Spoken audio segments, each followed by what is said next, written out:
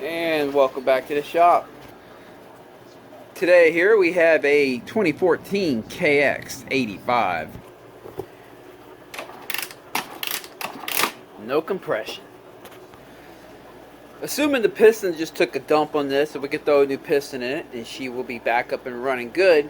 Assuming that, we have here a OEM piston with the ring, circlip, wrist pin bearing, the cylinder base gasket, head gasket, your power valve gasket, the exhaust seals, and another power valve seal right here. So we're going to start with that. Fingers crossed that's all we need. If we need some more we'll have to stop and order some parts. But first thing we have to do is take her apart and see if that is all we need. So I'll start by removing the seat and the tank. Well, at least it looks like she has a good air filter on it, except it looks like there's some kind of poop here. I don't know what that is, but at least the air filter is good.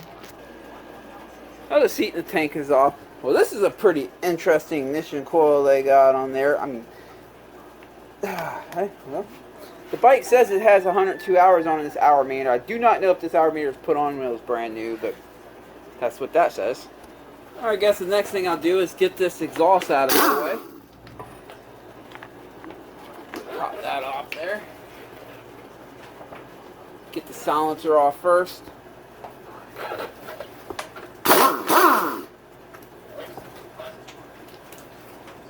My hope is that it's just a piston and the crank is still in good shape. A lot of times when bikes just lose compression out of nowhere, it's because the lower rod bearing started to give up the ghost and sent a whole bunch of chunks up to the top end and wipes out the piston and the cylinder. So I'm hoping that that's not the case. So we're not going to know until we get inside of there. Alright, I want to get the pipe off now, but I have to get this one 10mm. Dang, they had that thing on there tight. Get that 10mm out of there. Alright, pop these pipe springs off. If you don't have one of these little special pipe spring pullers, you can just grab them with some vice grips and yank them off.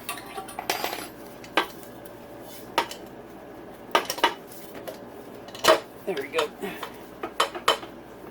She's stuck on that. There it is. Alright. Out of curiosity, I went ahead and pulled the spark plug, because if the lower rod bearing goes out and starts sending little chunks everywhere, it has a tendency to beat the spark plug up. And but I don't see it beat up. What I do see is this I don't know what you call it, a grayish, hashy look. It almost looks like it was ran with no two-side oil. That's a guess that I have right now, but we'll know once we get inside there. Well, I guess there's no better time than now to drain the coolant right down here at the bottom of the motor. There's a little 8mm. Sometimes I use a 10mm, but this one has an 8. That's going to be our drain plug for the coolant. Of course, I pulled the radiator cap off. Oh man. Pull the radiator cap off to relieve the vacuum so it pours out nice and quickly. Let me collect that. And I'll go ahead and put that in now so I don't forget later at the end of the job, start adding coolant and it all pours on the floor. I think I'm just going to remove both these water hoses. I mean, I have to remove that one to get the cylinder off, but I'm going to remove this one too to give me better access to the power valve here. And because we're going to have to open that up and disconnect that off the bottom end to pull this cylinder off. Alright, let's see. This hose is kind of stuck on there. If I can break it loose a little bit. Oh, shoot. Well, that came off. Alright.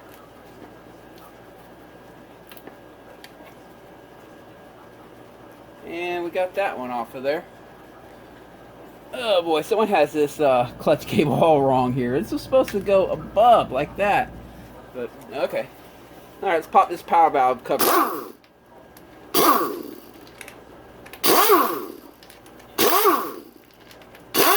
And if you haven't watched any of my videos before, I usually say you'll see me use the impact a lot when I'm taking the motor apart. However, when it's time to put it back together, I don't use the impact so much because you're very likely to strip stuff out. But while taking it apart, it definitely makes it a lot easier. Okay, we got that cover off there. Now, when we go to take it off, I'm going to slide the whole thing off as a unit. I could just disconnect this clip right here, and but this will still kind of catch. So we're just going to slide it off as a unit. Now you'll see it has a little mark right there, and you see that little circle right there, which we'll discuss that a little bit more when we go to put it together. But that's where you align the power valve when you're sliding the cylinder back on. We'll worry about that when it's time to put it together. This bolt right here is what holds this power valve assembly down in there. We'll remove that, and that will allow us to, for this to slide out when it's time to slide the whole cylinder off the motor. I went ahead and loosened up the clutch cable up at the lever, so I can just pull this out of here and kind of get it out of our way so it's not in our way when it's time to pull that cylinder up and off the motor. I don't know where I'm going to put it at yet though, but we'll figure that out in a minute. Back here on the other side, let me get this water hose off and out of our way. And go ahead and remove these motor mount bolts right here. Let's go ahead and get them out of our way. There's one.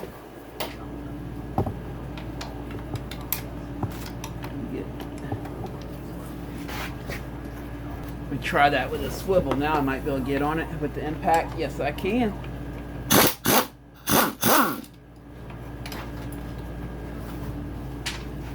One more.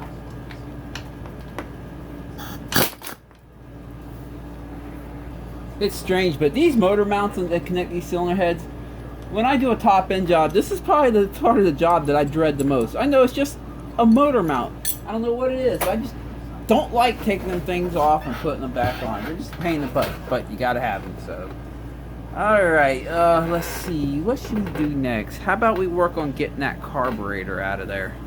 To get the carburetor out, first thing I'm going to do is remove the two Phillips heads on top of the carburetor so I can slide the whole throttle slide out of there. I know it's a little hard to see here, but I have the two Phillips screws removed. There we go. I'll just slide that out and hang it over the side here. That way when I pull the carburetor out, I can pull it all the way out, because otherwise you can see that throttle cable goes in between all of this frame right here, and it's just you'll pull the carburetor off, but it'll be hanging right here in our way the whole time. But if you take that that throttle slide out, we'll be able to pull the whole carburetor out. And we have to take it all the way out because this bike does not have a removable subframe, so it's not like we can just pivot the subframe and pull the carburetor off the cylinder. We actually do have to get the whole carburetor out of there. So let's do that. Just push it towards the rear, kind of get it. That's not easy. You gotta kind of find a sweet spot where you can get it out of there. There we go. I feel like I'm in that Indiana Jones movie where like they're like throwing this guy in the pit or whatever, but they pull his heart out first while it's still pumping. He's like, I got the heart. And let me get this out of the way so when we go to slide the cylinder up, that won't get in our way. Is there any way I can tuck it right here? I guess that's good enough.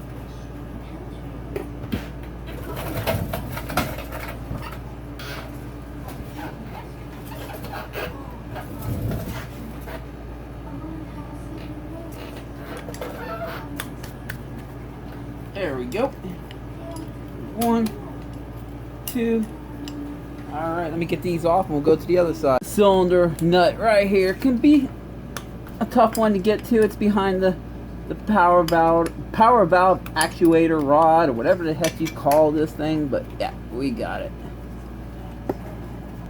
And then the last one right here. And then we can slide this cylinder off and see what's going on in there. Hopefully we don't have to order any more parts. Alrighty, let's pull the cylinder up and off. Oh, she came off pretty easy. That's good.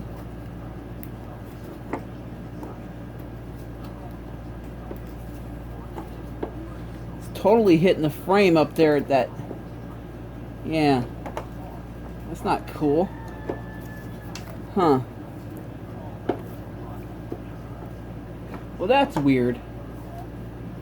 That it would hit the frame right there.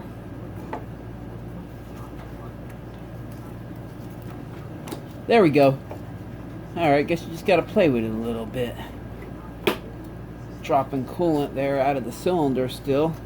We're gonna have to get that out. How the heck? I drained the coolant. How's there still coolant in the cylinder head? Well, we're gonna have to clean that out. Whatever got into the crank area there. Yeah, it's just loaded with coolant. Even though I drained the coolant. Okay, we have the piston here, and it's looking like they ran it with no oil. Let's see. Or not enough. Or they just burnt out the piston. I mean, the rod seems to be in good shape, but take a look in here. You'll see it for yourself. You see that? That's what I was seeing on the spark plug, and that's what kind of indicated to me it was. But yeah, it feels like there might have been oil in here. Let's take the piston off, go to the bench, look at the cylinder piston, and get a better idea of what's going on here. Whoa, look at this side of the piston. This thing was just getting toasted.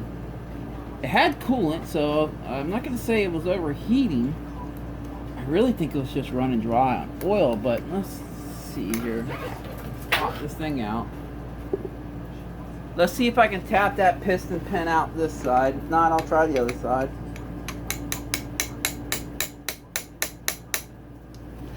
Let me go ahead and try the other side. Since this side of the piston is not damaged around where the circlip is at, but I might have a better chance of getting the wrist pin out on this side. Alright, got that out of there. Let me see if I can knock it out.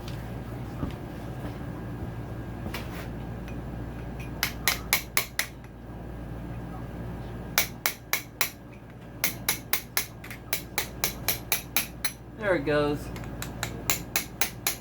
Just love taps. You don't want to beat it hard. If you got to beat it hard, you can end up damaging the rod. You don't want to do that.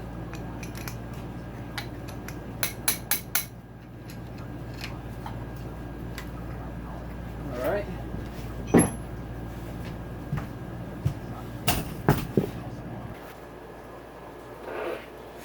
So let me spin this thing and see if there's any residual oil.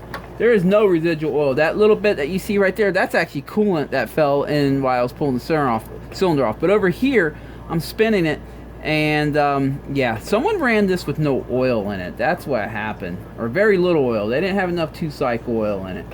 Seems like it spared the crank. The crank is good. There's no up and down play, and the left and right is acceptable, and the crank bearings seem good. But it doesn't take long to take a piston out. That's for sure. So yeah, we'll be able to put a new piston in it. Well, we got to look at the cylinder first. Let's go up to the bench and look at the piston and cylinder. First observation is, well, one thing I do have to let you know is this bike was just bought, and the guy that bought it not running. One observation is, look at how shiny this cylinder is, but look at the cylinder head and look how clean it is in there. This was already a brand new cylinder that someone has recently put on, and and then they chose not to run enough oil. Alright, I'm going to pop this clip off right here so I can get this power valve actuator thing out of my way, because that thing's just going to sit there and nag me the whole time. So let's just get that thing out of there. Okay, you know what, let me take the cylinder head off now too. That'll give me a better visual of what's going on in there.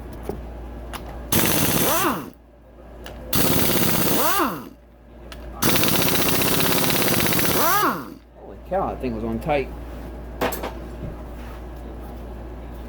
And this thing's, there we go. Still fighting me. There we go. Well, the cylinder head looks good. There's a couple little mild dings right here, but I think that was from a previous failure, since I'm not really finding anything in there that's coming apart. Obviously, it's got a brand new cylinder on it, right? You can tell it's pretty much a brand new cylinder. So this thing's already failed on somebody once before, and they had to put a new cylinder in it. And of course, it has some nice V-Force 3 reeds, which we'll be checking them in a minute, make sure they're still in good shape. But let's take a second look at this cylinder real quick. If I look in here, I can see it has some melted piston right there, that white or that lighter spot. I'm going to use some muriatic acid and melt that out of there. And see if the cylinder is still good. Because I really think the cylinder is good. It just, we have a little bit of melted piston in there that we need to clean out.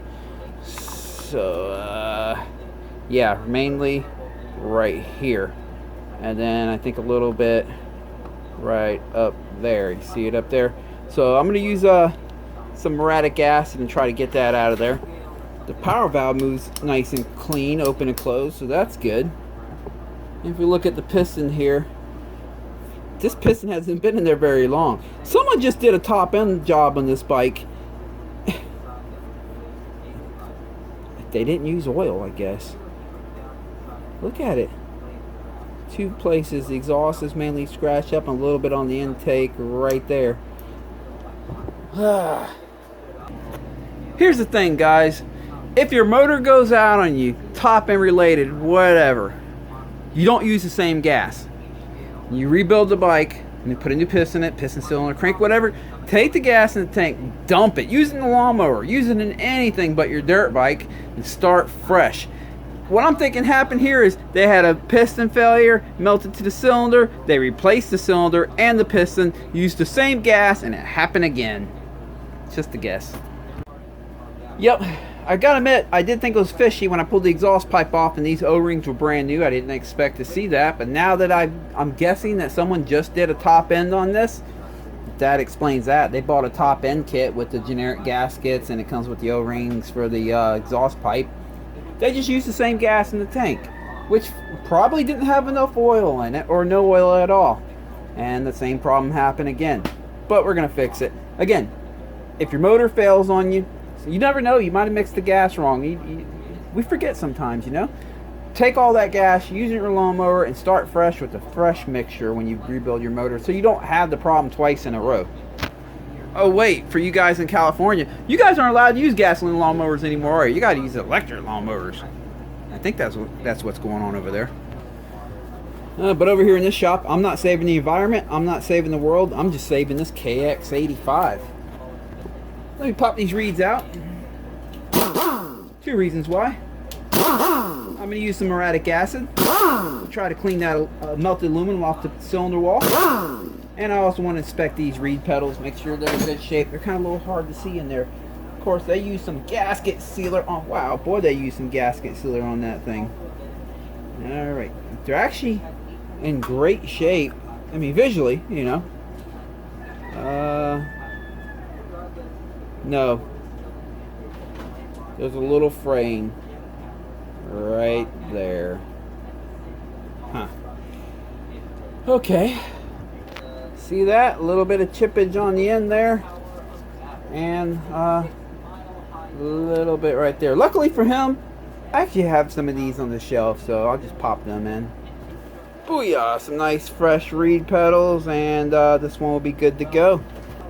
Alright, here's what I'm going to do. See this nasty stuff right here? Muriatic acid. This is nasty, nasty stuff.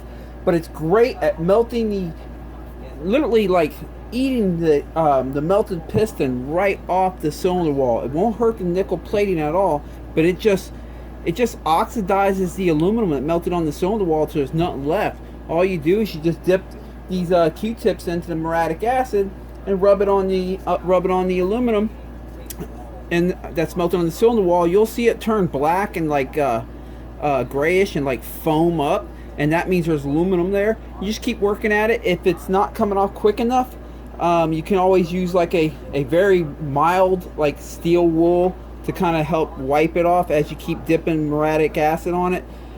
You can also use a wire wheel, very mild one, can't be very strong. You don't want to scratch the nickel plating. All you want to do is just work that off.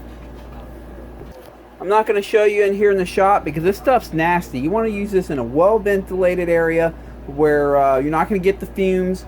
Also, the fumes of this stuff has a tendency to surface rust anything in your shop that it comes into contact with, and it comes in contact with everything in your shop if you're using it in your shop. So just don't use this in your shop. That's why I'm just trying to show you and here how I do it. So I'm going to dip a Q-tip on it, and like that piece of aluminum right there that's melted on the piston, I'm going to sit here and keep dabbing on it. It'll foam up and it'll turn kind of grayish black, and fumes will come off of it. Of course, you don't want to get the fumes in your face. Make sure you wear safety glasses, and I'll dip it and keep doing it. I have sat there and just removed it with just a Q-tip just by keep on working on it, and it'll slowly erode it away until it's not there anymore and leave only the nickel plating behind. But sometimes you want to speed it up, especially if it's a big chunk of aluminum. So you keep dabbing it until it's all foamy.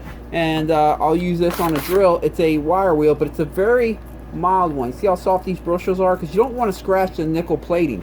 You want to just remove the aluminum. And so I'll use this to help speed up the process. I'm going to go outside, knock that out real quick, and I'll come back in here and let you know how it turned out. I'll be right back.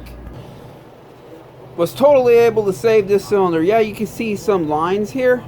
We get the focus, but that's all just visual. There are no gouges in there. That's just visual. There's no gouges. So yeah, this cylinder, you'll see some lines there, but again, that's just visual. You can't feel it with your finger.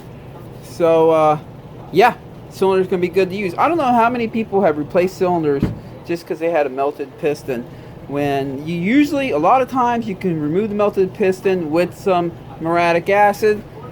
Sometimes if you watch most of my videos, you'll see on a KX150 I had, sometimes it does, you'll remove the melted piston, find that it peeled the it peeled the nickel plating off, and then you would need a new cylinder. But like you can see with this, like this mark right here, that's just visual. That once the aluminum was removed, there's nothing that can be felt with the finger. It's all visual. So nice and smooth. So this cylinder is going to be good to run another piston. Muriatic acid saved it. By the way, if you use muriatic acid to clean your cylinder, when you're done, rinse your cylinder off real good. Get all of that off there, because the same properties in it that allowed it to melt the piston right off the nickel seal will corrode the aluminum on the cylinder at some point. Just leave it on there. Let me check this brand new piston, make sure it's a good fit. Yes, it is. So yeah, you want to get all that off of there, and if you're not going to be using the cylinder right away, coat the whole thing with WD-40 when you're done too, just to keep it from corroding, or you know, like especially if you do it with the power valve still in here like I did, make sure you spray WD-40 over all that after you rinse it off, just to keep, so it doesn't rust on you. But yeah, let me go remove this power valve cover, see what we got going on under there. Alright, let's pop this off. And the main reason I'm doing this is because someone just put this cylinder together and they had to put the power valve in here. So I'm just curious. Typically in a top end job, as long as the power valve's working good, opening and closing, you don't have to pull the power valve cover off unless you want to clean the power valve. If you're using a good synthetic oil, if you watch my videos, I have one where I discuss 2-cycle oils and which ones you should use. A good synthetic oil will keep the power valve nice and clean, and you typically don't ever have to clean them. Maybe spray some brake fluid in there, and that's about it. But this one was just put together, so I just want to check it out before I send it back down the road. Checking the last guy's job. You never know. Well, let's pop that off there.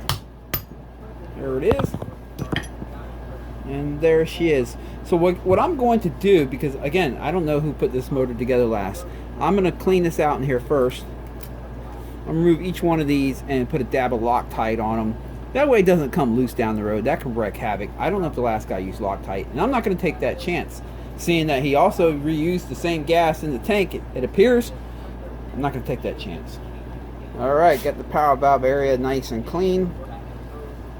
Well, let's see if he actually used Loctite. Let's see here. Well, he definitely put them pretty tight, so that's good. Yeah, pretty tight. Matter of fact, I'm just going to leave that one in there. It's so tight. Let me try this one. Oh, no, that one came out.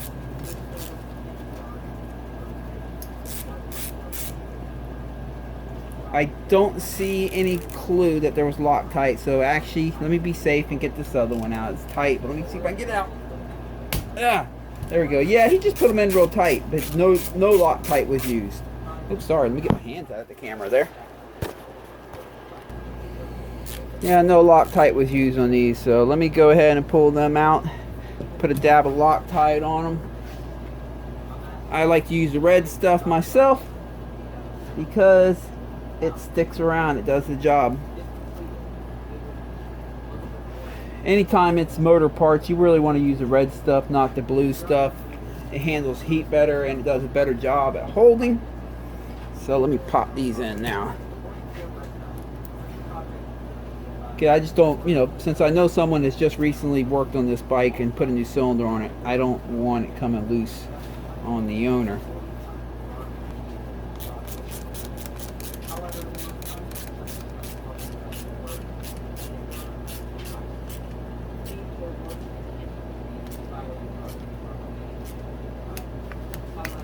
Alright, we got one more to do here, the one right here in the center.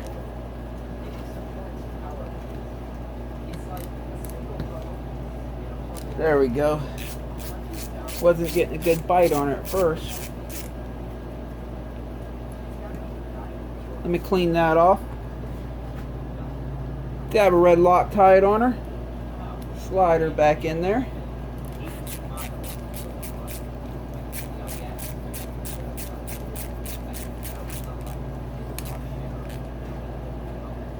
There we go. Now that's just going to ensure that this stuff doesn't come loose while he's out riding. Install that brand new gasket on there. If I remember correctly, this went on that away.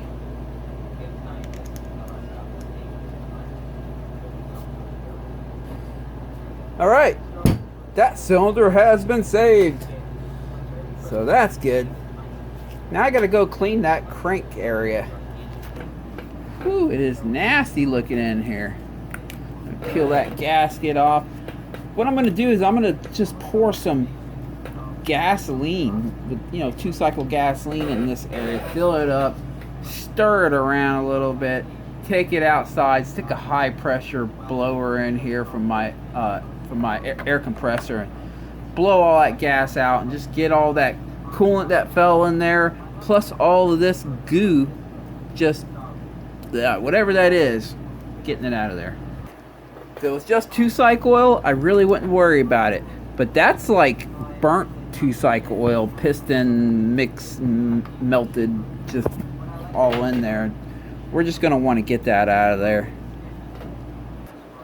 For this, I just use a brand new box cutter blade, brand new one, so it has a nice clean. See how easily it just slides that stuff right up off there. If I drop a little bit in the crank area right now, I'm not worried about it because this thing's going to be getting a blowjob in a few minutes.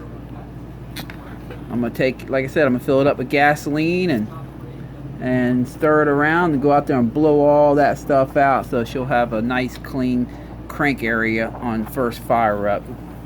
If you don't know, with 2-strokes, the crank is lubed by the gas that's in your oil. It's not lubed by the oil you put into the transmission of the 2-stroke.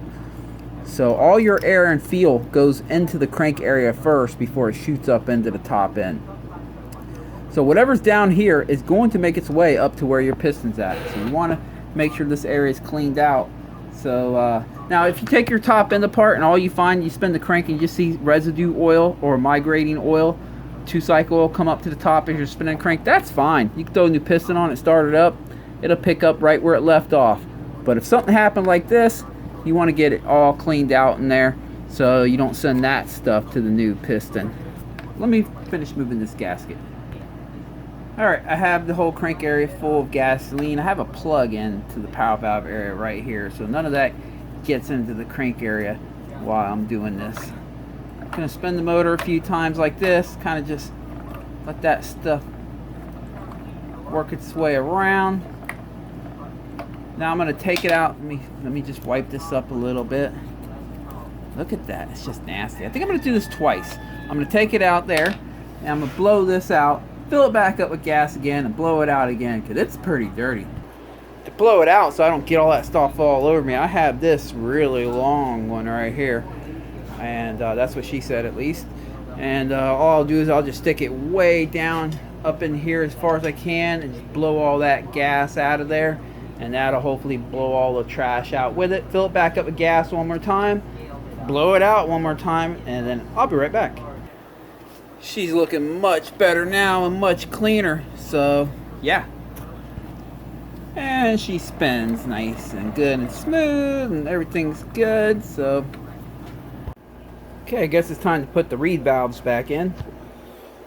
Alright, take this gasket right here, put that gasket right here.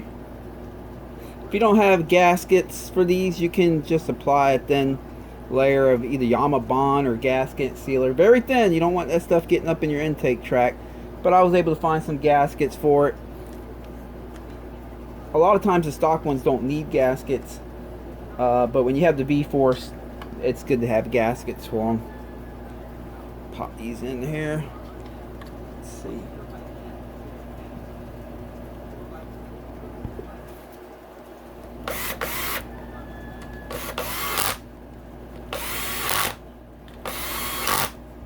Alright, I'm going to look in the intake track here, make sure everything lines up good. I can see a little bit of, yeah, that's good. Alright, brand new wrist pin bearing. I'm going to pour a little bit of 2-cycle oil on it, and I will also put a little bit of 2-cycle oil on the lower rod bearing on the motor. There, I got the wrist pin bearing in there, and I poured some 2-cycle oil on the lower rod bearing on the crank here. That way on first startup, the crank does have a little bit of oil, because I did flush all the oil out when I flushed this out with gasoline. And now let's put the piston together. The piston ring, it has a marking right here. It says 1 end, but that's your upside. There's no marking on the other side. So that side faces up. On the piston, you look for the ring end gap pin. Make sure that mark's facing up, and slide it on there. There we go. This will always face the intake side. The ring gap pin is always on the intake side of these 2-stroke pistons, which it says intake right there. Alright, now it's time to put the first circ clip in. I like to put the first circ clip in while the piston is on the bench and not on the bike. I'm going to put this side in, so when I put on the bike, I can put that side in. What I do is I take the circ clip here, the open end. You see that little open end right there on the piston? I slide the open end of the circ clip right up in there like that. I hold it on, pressed in there with my thumb. On my finger on the other side, I hold the wrist pin from sliding through. And let me get it over here where you can see it. Alright, now I'm going to hold it with my thumb like I mentioned, my finger on the other side, and just slide it into the groove there. Oop.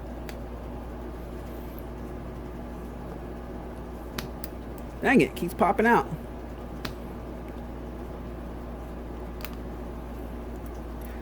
I'll push the wrist pin through all the way right here. There it goes. Popped it right in this groove.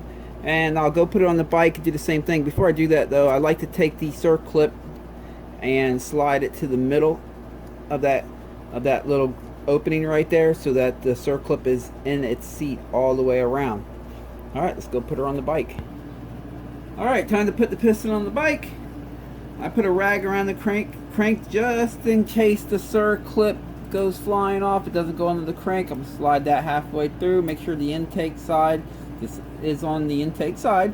The pin for the ring right here, the ring end gap pin, will always be on the intake side on these 2 strokes. And slide that sucker on there if we can get it lined up. There we go. And I'm going to put the circ clip in the same exact way I did it on the bench there. Slide in the groove with the open end matching that open gap on the piston. This time I don't have to hold the wrist pin on the other side because the circ clip is in. All I got to do is press that ring in there nice and firmly. And there it is. Now let me center it out. Alright. Remove this. Now what I'm going to do is I'm going to take a good visual at it and make sure it's in groove all the way around. And then I'll go to the other side and do the same thing.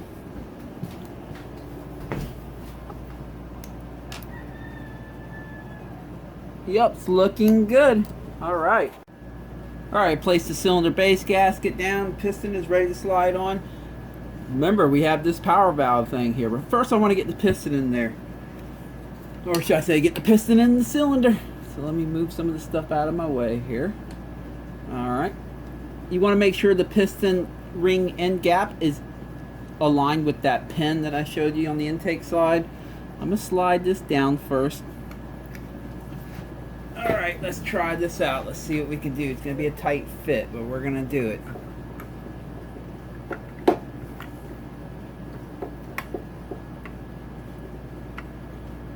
The first part is getting that piston ring. There we go. I had to clamp the piston ring down with 2 fingers on both sides with the ring lined up with that piston pin. Bill slide it up in there, which I have done. Now I should just have to slide it down. I remember it was a tight fit, so let's see what we can do here. There we go. Oh, now we got to do the power valve rod or actuator rod. There's probably a million different ways you can do this. What I found to do is I'm going to use the Kickstarter here and bring the piston up the top dead center so that it doesn't come back out of the groove, out of the piston. I mean, doesn't come out of the cylinder.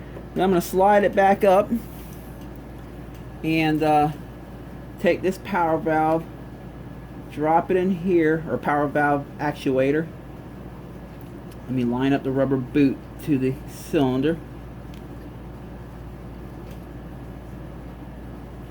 There we go. Now remember, underneath here, there was a, remember I showed you the, it's going to be, there's a little mark that tells us which way this should go.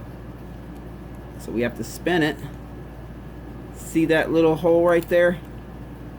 Right here. See that hole? That has to line up with that little index mark right there. We have to have that tucked in there. So let me see if I can flip this rubber boot around a little bit so we can see it the whole time. There we go. And now let me slide it on down together. Alright, and verify that it lined up. Yes, it did. Alright. Let me pull this out of here, if I can get it out of there. There we go. We have to still hook that up to the power valve there. Could be a little bit spring loaded. There it is. And put the clip back on.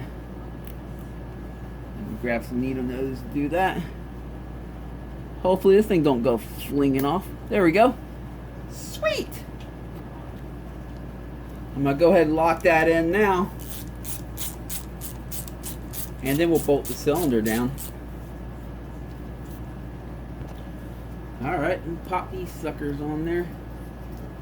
That one back here is a little tough to get your fingers in there, but there we go.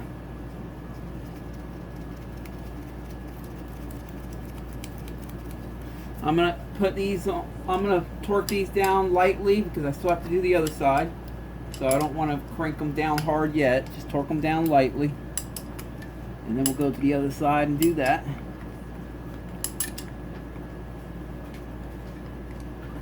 Alright, let me go ahead and slide this rubber boot back over all of this mess. There we go. And now on this side.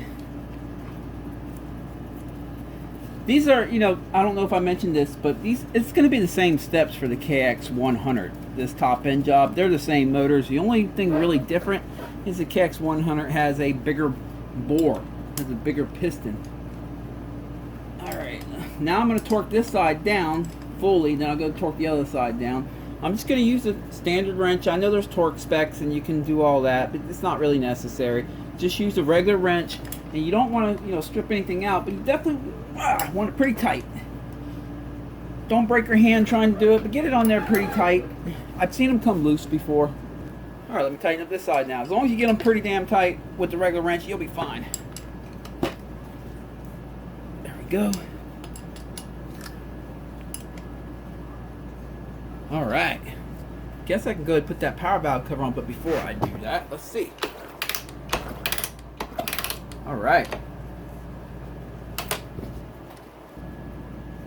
Okay, got a brand new gasket on her. Let's pop that sucker on there. You have to slide it over that rubber boot. There we go.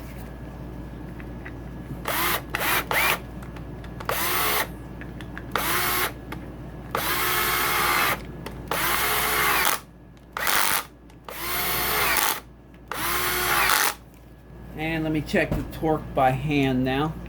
Make sure we're all torqued in good.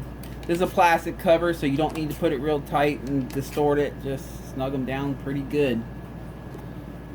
Well, I'm already on this side of the motor. I might as well go ahead and get the throttle cable back in. I mean the clutch cable. Boy, I'm messing up on all my words today. I just have a lot of work to do today. I'm trying to get it all done. Focusing on all these jobs. Alright. Might as well get these two water hoses on too while I'm over here. Alright, I got the hoses back on. Now let's go back to the other side. I think I'll go ahead and connect this thing back up. There we go. Now I think I'll just go ahead and get the cylinder head back on. These motors use these head gaskets right here. I'm really not a big fan of these steel shim head gaskets on these two strokes. I would rather see the rubber O-rings like a lot of the other bikes use, but that's what they give us on these, so that's what we have to use. Usually they seal. If they don't seal and you can't get yours to seal for whatever reason, you can spray it with some of that copper spray gasket. This stuff will allow them to seal, but I first always try to do without first. I'm hoping that it seals that way. In most cases it does, but if yours doesn't, if the surface is pretty torn up and stuff and it won't, and that copper gasket spray will do the trick. Let's see, which way does this go here? I believe it goes that way. Nope, I was wrong. You want to make sure that hole matches the hole in the head right there. Here, let me show you. I was wrong. That hole right there should match the hole right there, and this hole right here should match that hole back there. And then it's correct. There we go. And now we'll drop the head on her. And that's why the holes need to match up, because they do have little pins there. Alright. Now replace all the hardware for the head. And the same thing like bolting the cylinder down. You don't have to put these real super duper tight. You just want them pretty dang tight. Try to tighten them up in a cross pattern like I'm doing right here.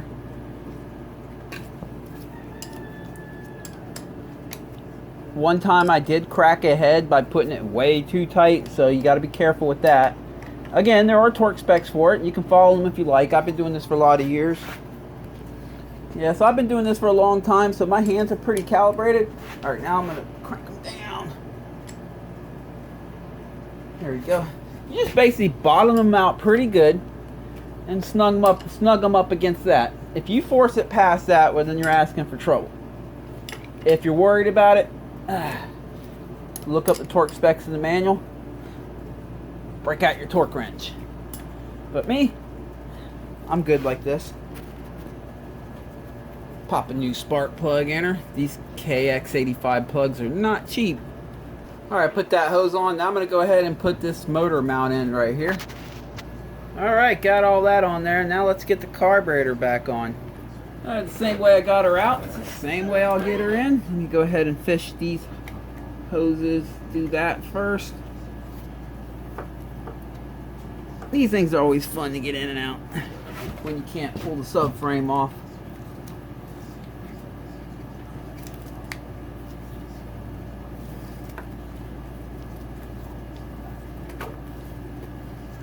Alright, there we go. Getting there. Make sure the boot's all on good in the back end. Before I tighten up the two clamps, I'm going to go ahead and slide the throttle slide in there, right here, and replace the two Phillips that hold on, because sometimes you got to swivel the carburetor a little bit to get the screwdriver on the Phillips.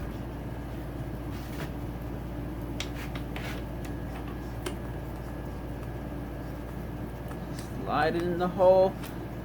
Sometimes you have to give it a couple shots till the needle goes right into the hole it's supposed to go into, but this one just fell right in. So we were good there. Alright. I got one of the Phillips screws in. I'm going to swivel a little bit to get to the other one. The right side one. Oh, that's real good. I dropped it. Let me get that. Alright, got it in the hole now. Tighten that down. And then finish tightening the first one down on the left side. Check the throttle. Feels good. And now I will make sure the carburetor is centered out. There's a little tab right up here at the top that slides into the intake boot groove. And now it's time to tighten up the clamps on her.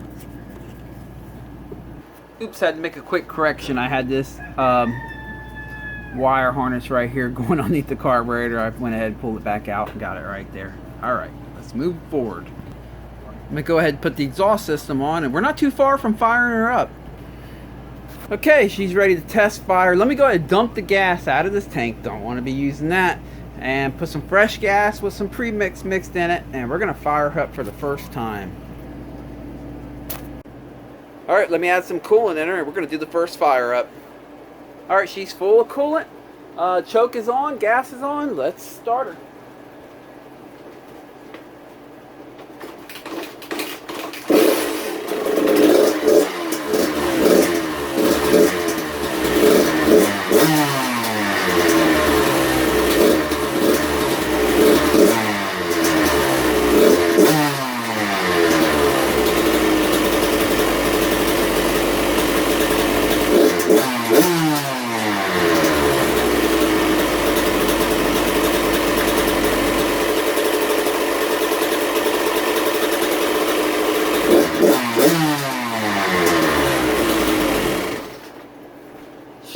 her, before I run her anymore, I got to get the door open in this shop to get a fan going before I smoke myself out. All right, I'm going to run her through a heat cycle real quick. Check, make sure there's no water leaks or anything like that. I'll be right back. One heat cycle done, no water leaks, all's good. Let me go ahead and finish putting the tank on, you know, bolt on the shroud and stuff, and get the seat on and make her a finished product. All right, she's all buttoned up. Let's start her up one more time.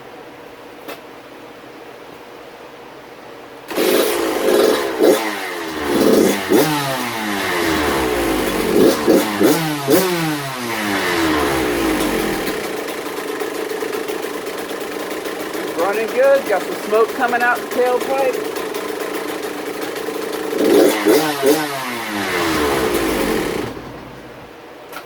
That's important because that means there's oil in the gas. So yeah, she's a runner. I'm going to do 3 good heat cycles. I've already done 1 good one. 3 good heat cycles, and on the first ride I'll have the owner make it an easy ride, a shorter ride, about 8 to 10 minutes, come back, check the coolant. If everything's good, he can give it all she's got then. I appreciate all my subscribers. If you're not a subscriber, you're into this kind of stuff, click subscribe down below. It is free. I'm in the works of a video series on how to tune your 2-stroke carburetors. That's in the works right now. It'll be coming up soon. I appreciate every single one of you guys. This weekend, I'm going to be riding Day City Motocross. Sunday, the open practice extended track. I think I'm going to bring the YZ250 2-stroke, although I might still bring the 125. I'm kind of unsure as of yet, but hope you guys have a great weekend of riding. Catch you next time.